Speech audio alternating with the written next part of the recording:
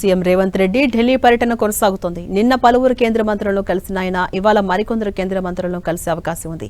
కేంద్ర పట్టణాభివృద్ధి శాఖ మంత్రి మనోహర్ లాల్ ఖట్టర్తో సమావేశం కాబోతున్నారు రేవంత్ రెడ్డి.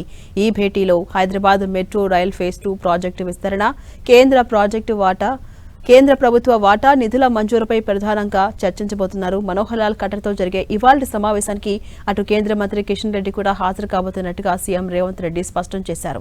నిన్న కేంద్ర మంత్రి అశ్విని వైష్ణవ్ను కలిశారు సీఎం రేవంత్ రెడ్డి. ఆయనతో చర్చలు సానుకూలంగా సాగాయని కూడా తెలిపారు. అటు 2 గంటలకు పైగా సాగిన ఈ భేటీలో మెట్రో ఫేజ్ 2 పనులు, ఐఆర్ఎఫ్సి రుణాల విడుదలపై సుదీర్ఘంగా చర్చించారు. ఈ సమావేశానికి కిషన్ రెడ్డి కూడా హాజరయ్యారు.